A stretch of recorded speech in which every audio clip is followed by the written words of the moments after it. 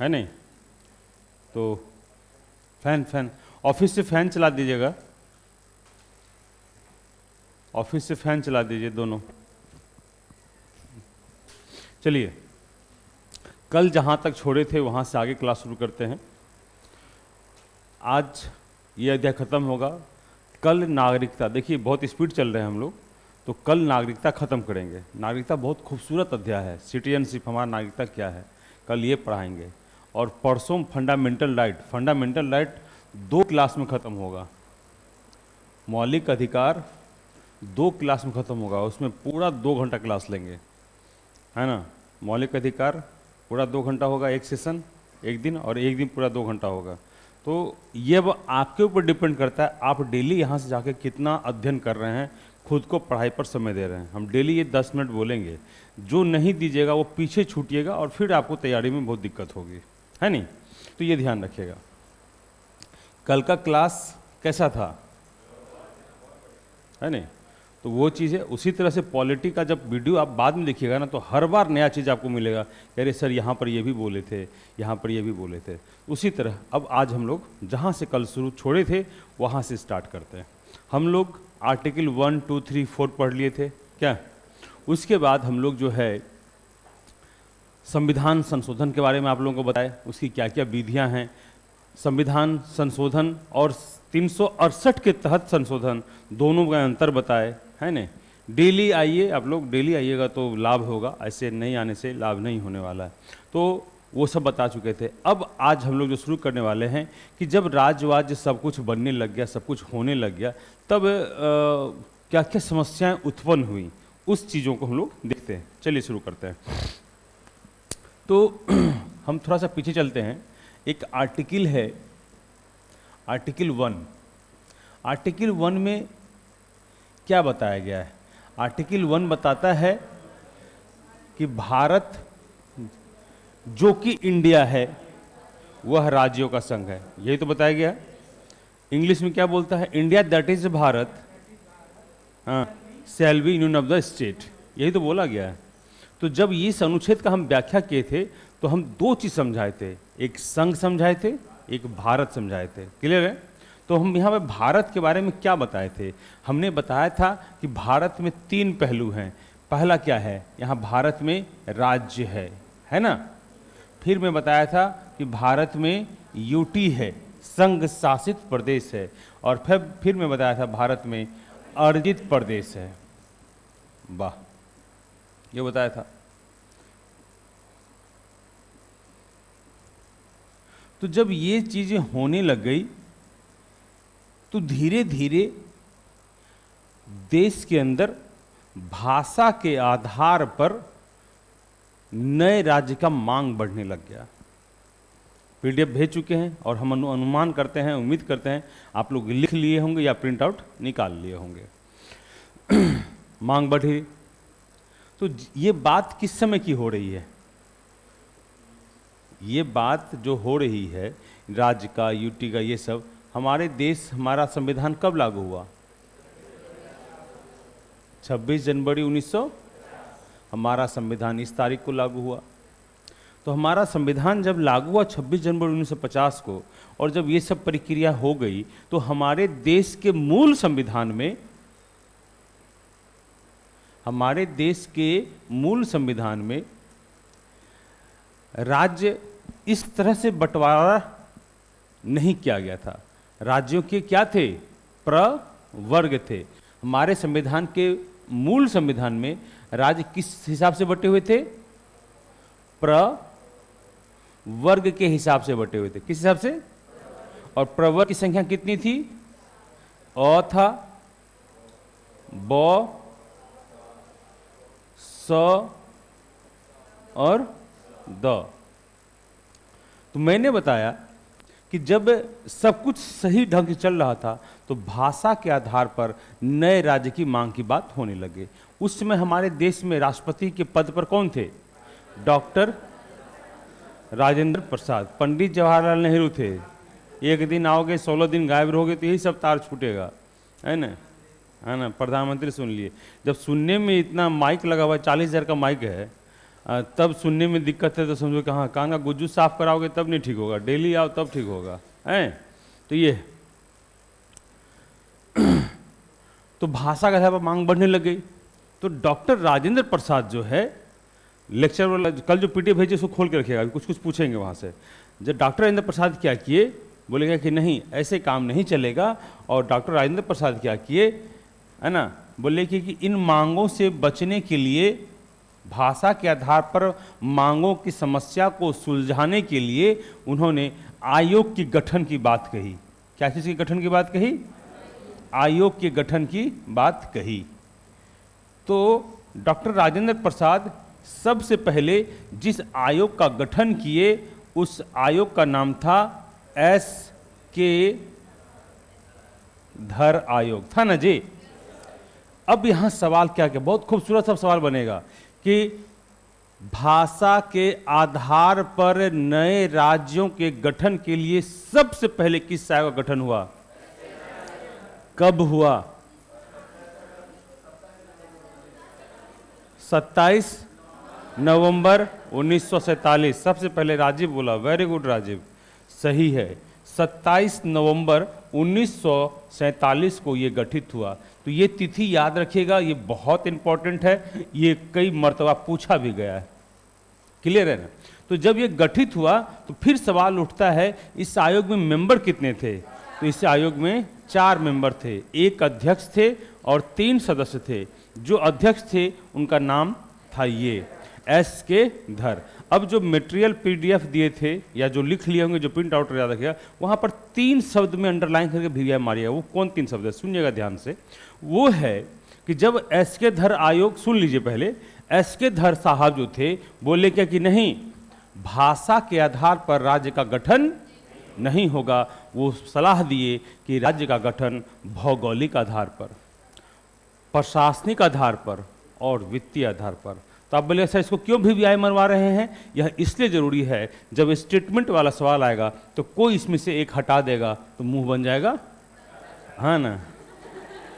तो इसीलिए यह ध्यान रखिएगा, ये तीनों शब्द इंपॉर्टेंट है कि एस.के. धर, वीवीआई मार लीजिएगा, कम से कम 50 बार पूछा भी जा चुका है। एस.के. धर आयोग क्या सलाह दिए थे कि वो बोले प्रशासनिक, भौगोलिक और वित्तीय आधार पर राज्य का गठन होना चाहिए, न कि भाषा के आधार पर।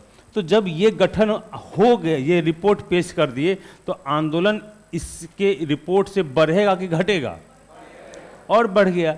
तब क्या होता है सुनिए।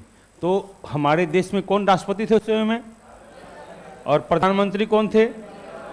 प्रधानमंत्री थे पंडित जवाहरलाल नेहरू। तो राष्ट्रपति महोदय मंत्रिमंडल के कार्यपालिका शक्ति का औपचारिक प्रधान होता है। आप लोग को पहले भी बताए हैं कि हमारे भारत का राष्ट्रपति कार्यपालिका शक्ति का औपचारिक प्रधान होता है। कार्यपालिका शक्ति का वास्तविक मालिक कौन होता है? प्रधानमंत्री होता है ना। यानी प्रधानमंत्री के सलाह पर हम बताए हैं कि राष्ट्रपति कोई भी काम करे तो किससे पूछेगा? मंत्रिमंडल से पूछेगा, है ना। प्रधानमंत्री नहीं बोलेंगे, मंत्रिपरिषद बोलेंगे किस सलाह पर करेगा। तो वहाँ पर जब फिर आंदोलन बढ़ा तो एक दूसरी समिति का गठन हुआ और उस समिति का नाम था JVP समिति। JVP समिति, ये 3 शब्द 3 व्यक्ति का नाम है। तो प्रश्न पूछेगा ये समिति में कितने सदस्य थे? तो याद रखिएगा 3 सदस्य थे।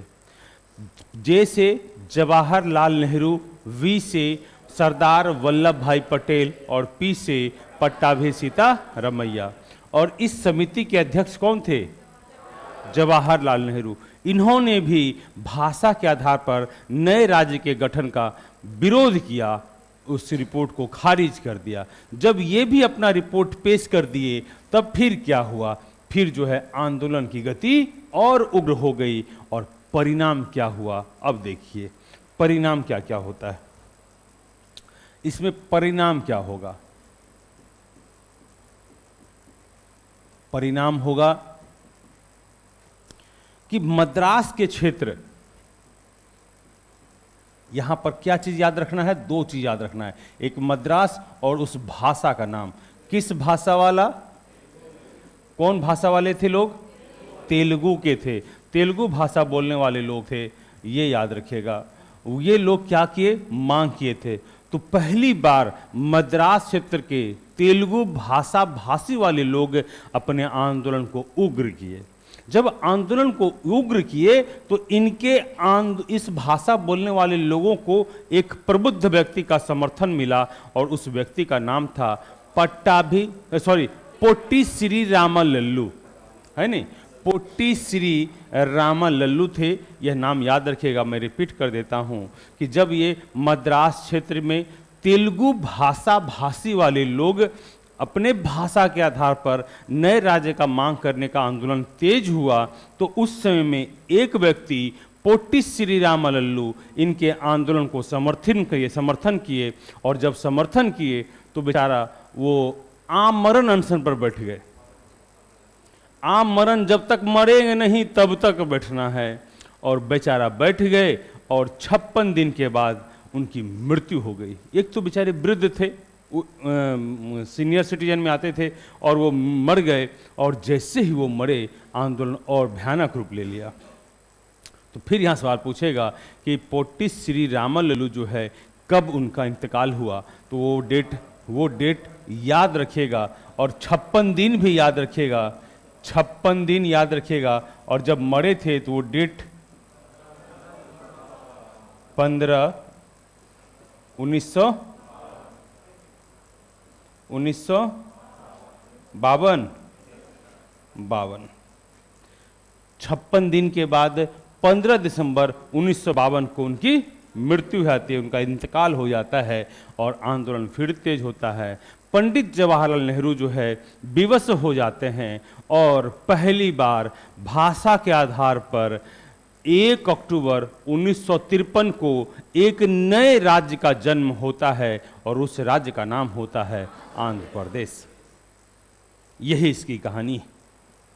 एक नए राज्य का जन्म होता है, और उस राज्य का नाम होता है आंध्र प्रदेश। तो सवाल क्या पूछता है कि सबसे पहले भाषा के आधार पर किस राज्य का उदय हुआ, तो उस राज्य का नाम था आंध्र प्रदेश, और डेट था 1 अक्टूबर 1953 को, है ना। तो जब ये राज्य बन गया तो क्या भाषा के आधार पर मांग खत्म हो गई कि और बढ़ गया? और बढ़ गया। लोग अपने अपनी भाषा को प्रमुखता देने लग गए, और अपने अपनी भाषा को लोग मांग करने लग गए। अपने अपने बोलने वाली भाषा को महत्व देकर अपने अपने क्षेत्र की मांग करने लग गए, जिससे परेशानी हो गई। और तत्कालीन भारत के राष्ट्रपति और प्रधानमंत्री उन्होंने एक राज्य पुनर्गठन आयोग का गठन किया, और वह गठन हुआ 1956 में। कब हुआ? 53 नहीं हुआ राजीव, 1956 में हुआ। 53 में गठित हुआ और 56 में पारित हो गया। हम 56 में ही बोल रहे हैं, है नहीं। 53 में गठित हुआ और 56 में पारित हो गया। तो प्रश्न पूछता है यहाँ भी कि राज्य पुनर्गठन आयोग अधिनियम कब बना? 1956 में बना। अब सवाल बनता है कि जब यह अधिनियम बना तो इसमें सदस्य कितने थे? तो हम लोग याद रखेंगे, इसमें 3 सदस्य थे।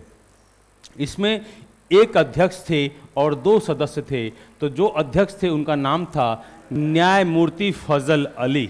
जो अध्यक्ष थे उनका नाम था न्यायमूर्ति फजल अली, वो अध्यक्ष थे। और इसमें 2 सदस्य थे, एक थे के.एम. पन्नीकर और एक थे H.N. कुंजरू, है ना।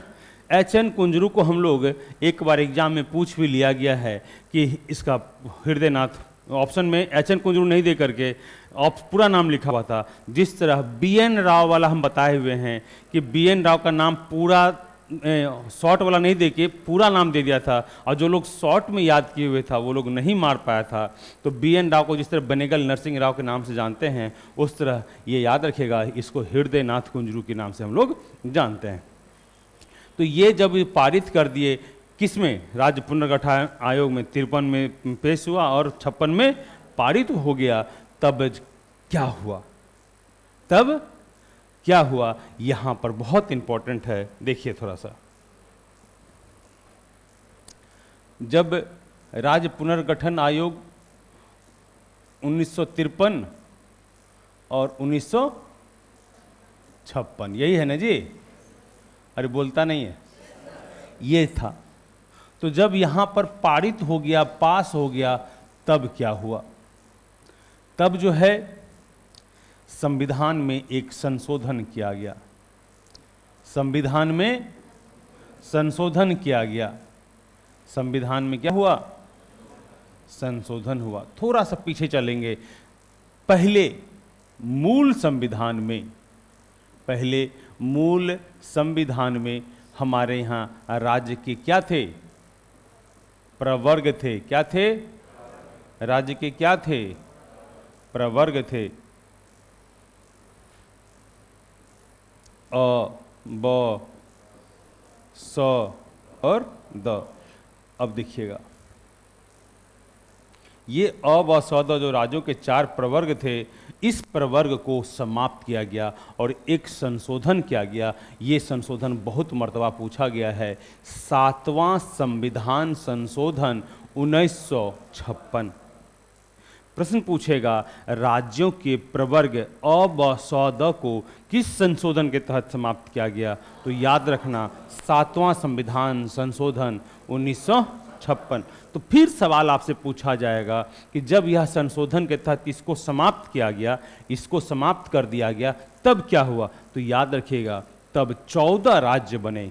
इसी के तहत इसको समाप्त कर दिया गया और नया निर्माण क्या हुआ? तो 14 राज्य बने और 6 केंद्र शासित प्रदेश बने। समझ में आ गया? बहुत आसान है, इसमें कहीं कुछ है नहीं, है नहीं? 6 केंद्र शासित प्रदेश बने। यहां तक क्लियर? अब जब ये बन गया, तब क्या हुआ? अब इसके बाद फिर नए राज्य का मांग बढ़ता रह गया। तो एक निष्कर्ष क्या निकलता है? जब इतना घटना सारा घट गया, तो एक निष्कर्ष क्या निकलता है? निष्कर्ष ये निकलता है, समझिएगा, एक इसका कंक्लूजन पार्ट क्या निकलता है? कंक्लूजन पार्ट यही निकलता है कि आज भी नए राज्य के निर्माण की प्रक्रिया भाषा के आधार पर मांग जारी है। अगर नहीं जारी है तो 9 तारीख को मध्य प्रदेश से अलग होकर छत्तीसगढ़ बन गया। 11 तारीख को यूपी से अलग होकर उत्तराखंड बना। 15 तारीख को बिहार से अलग होकर झारखंड बना। किस साल? 2000 में। 9, 11, 15 ये डेट याद रखिएगा। उसको भी भूल जाइए। हाल में 2 जून 2014 को आंध्र प्रदेश को तोड़कर क्या बना? तेलंगाना बना। तो ये आज भी बदस्तूर जारी है। अभी मिथिलांचल की मांग का बात चल रहा है, जिसमें सीएम कौन बनेगा, तो ये ध्यान रखिएगा। है नहीं? तो ये चीज़ है। तो इसीलिए ये पार्ट अभी भी जारी है। तो अब हम लोग देखेंगे 7 यूटी बनने के बाद 8वां यूटी कौन बना, फिर 9वां कौन बना, और फिर 9वां बनकर तुरंत कौन हट गया। उन सभी बातों को हम लोग देखेंगे। तो उन सभी बातों को देखने के लिए हम लोग ये सब पढ़ लिए थे, ये भी पढ़ लिए थे, ये भी पढ़ लिए थे, ये भी पढ़ लिए थे, है ना? यहाँ पर थोड़ा गलती लिखा हुआ, यहाँ पास नहीं होगा, यहाँ पर पास होके यहाँ गया। ये स्वीकार कर लिया, करने वाला था। जैसे ही करने वाला था, ये क्या हो गया था? भंग हो गया था। हैं? याद है ना? तो क्या हो जाएगा? विधेयक समाप्त हो जाएगा ना? तो ये गलती वहाँ लिखा हुआ है, थोड़ा देख लीजिएगा। अब देखिए अभी यही निष्कर्ष बता रहे थे। उपरोक्त अधिनियम के पास होने के बाद भी नए राज्य का अधिनियम गठन का मांग अभी भी जारी है। अब देखिए 14वां संविधान संशोधन कितना है? 1962। यहाँ 1962 होना चाहिए, 1862 लिखा हुआ है ना? सुविंदर बाबू साहब का तार जो है कभी कभी इधर उधर घसक जाता है, एक आध गो, है ना? 1962 आप लोग कर लीजिएगा। इसीलिए PDF खोले हैं कि कहीं कुछ अशुद्धियां हो तो शुद्ध कर लीजिएगा। तो 1962 में एक राज्य को क्या बनाया? यूटी बनाया। और यहां 7वां नहीं होगा। वहां पर कितना था? 14 राज्य और 6 यूटी ना, सॉरी, ये 7वां ही होगा, ये 7वां ही होगा, है ना? ये यहां 8वां होगा, ठीक है? ये 7वां। तो किसको बनाया था? पांडिचेरी को बनाया था। यहाँ पर ये ध्यान रखिएगा 1962 ईस्वी में 14वां संविधान पूछेगा कि इस पांडिचेरी को यूटी बनाया गया। सर क्लास नहीं लीजिएगा ना सब, आंख बंद, एसी चल रहा।